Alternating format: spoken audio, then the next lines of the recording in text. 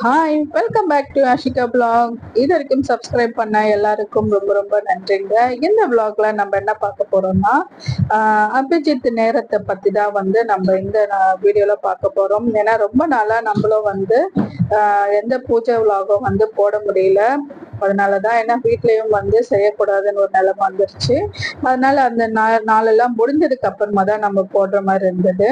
அன்னைக்கு பாத்தீங்கன்னா சண்டே தான் அந்த நாள் பண்ணியிருந்தாங்க. அதனால சாட்டர்டேவே எல்லாமே கிளீன் பண்ணி வச்சாச்சு.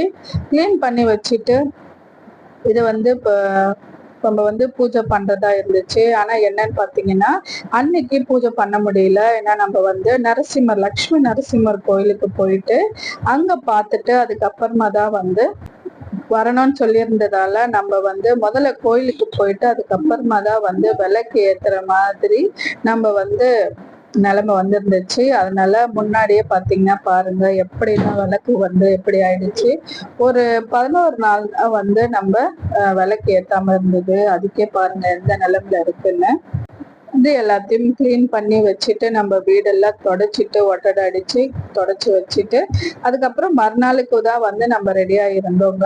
ஏன்னா அங்க காரியம் செய்யறதால காரியம் முடிஞ்சதுக்கு அப்புறமா தான் நம்ம வீட்டுல கோயிலுக்கு போயிட்டு அதுக்கப்புறமா தான் நம்ம விளக்கேற்றணும். அதனால நம்ம ரொம்ப நாள் அதாவது சாட்டர்டே இதெல்லாம் செஞ்சிருந்தேன்.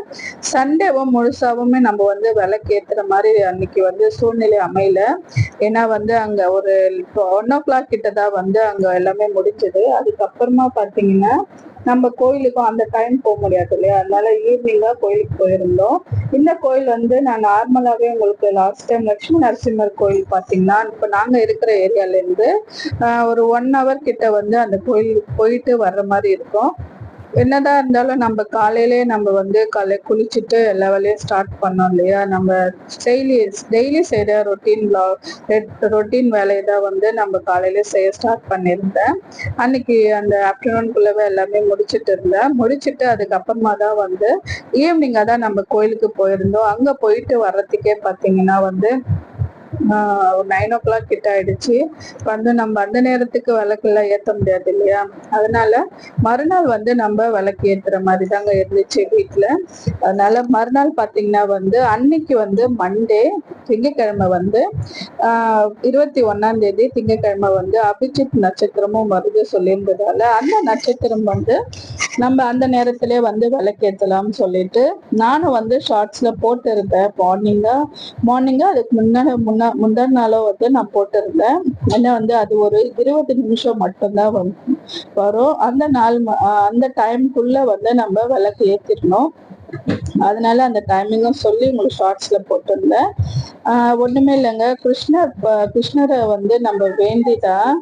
நம்ம வேண்டிதான் நம்ம இந்த வழிபாடு செய்யணும். என்னன்னு பாத்தீங்கன்னா 2 நெய் விளக்கு ஏத்திட்டு நம்ம ஏதாவது ஒரு வேண்டுதல் நடக்கணும்னு சொல்லிட்டு அந்த வேண்டுதல் அந்த நேரத்துல சொல்லியிருந்தோம்னா கண்டிப்பா நடக்கும். அந்த மாதிரிதான் அன்னைக்கு 12:25 இருந்து 12:49 வரைக்கும் அந்த டைமுக்குள்ளதான் அந்த நட்சத்திரம் வர்றதால அந்த நேரத்துக்கு நானும் எல்லாமே ரெடி பண்ணிருந்தோம் இல்லையா. அதனால விளக்கு ஏத்திட்டு நம்ம அந்த டைம் வழிபட்டு வந்தாச்சுங்க. இந்த டைம் பாத்தீங்கன்னா எது எப்படி வருதுன்னா நம்மளுக்கு தெரிஞ்சு 27 நட்சத்திரங்கள் தான் இருக்கு.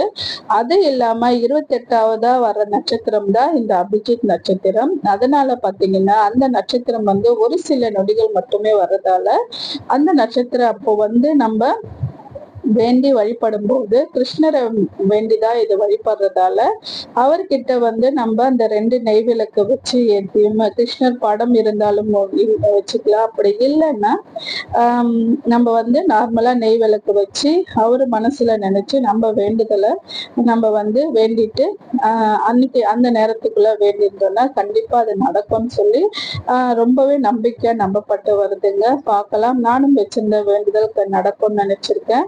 நடந்துச்சுன்னா கண்டிப்பா உங்களுக்கு சொல்றேங்க. இந்த நட்சத்திரம் மாதம் மாதம் வருமா. அந்த மாதிரி உங்களுக்கு யாருக்காவது இது வேணும் இந்த டைமிங் தெரியணும்னு சொன்னீங்கன்னா நான் முன்னாடியே உங்களுக்கு சொல்றேங்க. அந்த மாதிரி அன்னைக்கு நான் அன்னைக்குதான் விளக்கேத்துற மாதிரி நம்மளுக்கு அந்த டைம் நடந்தது. இது போல இந்த கோயிலை பத்தி உங்களுக்கு வந்து சொல்லாம இருக்குங்க. ஏன்னா வந்து இந்த கோயில் பத்தி நார்மலாவே நாங்க வந்து தொடர்ந்து 3 வாரம் போயிருந்தோம். அது இல்லாம வந்து 4th டைமும் இதுதான் 4th டைம் நினைக்கிறேன். எனக்கு தெரிஞ்சு ரொம்பவே காலியா இருந்தது கோயில் சண்டேன்றதால. ஆனா டைமிங்னு இருக்கு இல்லையா, அந்த டைம் வரைக்குமே அந்த கோயில் இருந்துச்சு. நாங்க தான் டைமிங் தெரியாம சீக்கிரமா போகணும்னு சொல்லிட்டு ரொம்ப வேக வேகமா போயிருந்தோம். அங்க வந்து உள்ளெல்லாம் போட்டோ வீடியோஸ் எடுக்கக்கூடாது சொன்னதால நம்மளால முடிஞ்ச வரைக்கும் தான் கவர் பண்ணியிருந்தோம். இந்த கோயில் வந்து ரொம்பவே வந்து பழமையான கோயில் தாங்க. ரொம்பவே விசேஷமான கோயிலும் கூட. நினைச்சதை வந்து நடக்கும்னு சொல்லிட்டு இந்த கோயில் பத்தி நான் ஆல்ரெடி போட்டிருக்கேன்.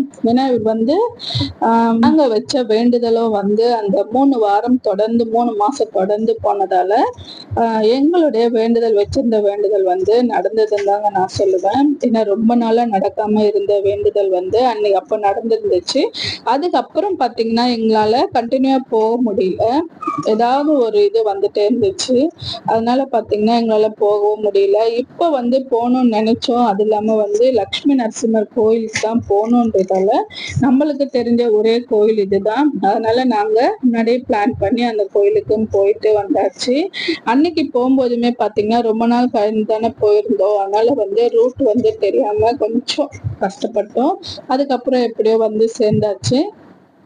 இந்த மாதிரி தான் நம்மளுக்கு வந்து போகும்போது வரும்போது ஒரு சில தடங்கள் ஏற்படும் போது அது வந்து நல்லபடியா எப்படி இருந்தாலும் வந்து நம்ம அந்த கோயிலுக்கு போயிடணும் சொல்லி அந்த கடவுள்கிட்டயே வந்து நம்மளுடைய வேண்டுதலை வச்சுட்டோம்னு வச்சுக்கோங்களேன். அந்த கடவுள் வந்து நம்மள எப்படியாவது அவருடைய சன்னதிக்கு சேர்த்துருவாருங்க. அந்த மாதிரிதான் அன்னைக்கு நானும் வந்து அந்த மாதிரி நினைச்சிருந்தேன். ஏன்னா வந்து ரொம்பவே நிறையவே கொஞ்சம் தடங்களாகவும் இருந்துச்சு போகும்போதும். அந்த மாதிரிதான் அன்னைக்கு நடந்ததால நான் வந்து எப்படி இருந்தாலும் நாங்க வந்து பார்த்துருந்தோம். கோயில் மூடாம இருக்கணும் அப்படிலாம் நினைச்சிட்டு ரொம்ப ஹரிபரியா ஓடி போய் பார்த்துருந்தோம். பார்த்தீங்கன்னா காலியா இருந்துச்சு இந்த கோயில்.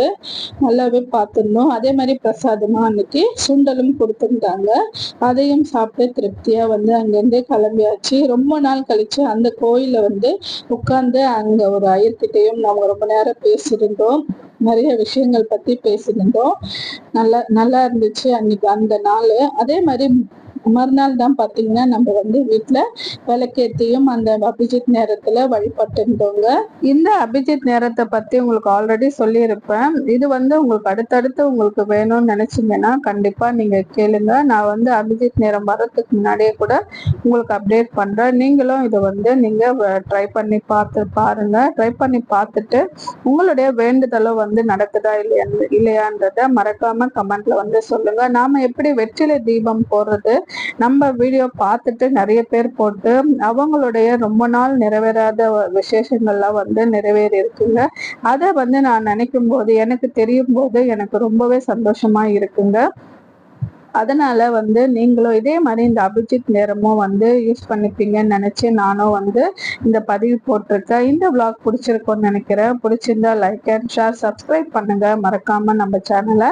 அதுவே கூட ஆல் என்ற ஆப்ஷனை ப்ரெஸ் பண்ணீங்கன்னா எல்லா வீடியோஸுமே வருங்க. அடுத்தடுத்த வீடியோஸ்ல நம்ம பார்க்கணும்னா நம்ம சேனலை சப்ஸ்கிரைப் பண்ணிட்டு பாருங்க. இது வரைக்கும் பொறுமையா இருந்து பார்த்த எல்லாருக்குமே ரொம்ப ரொம்ப நன்றி. பாய்.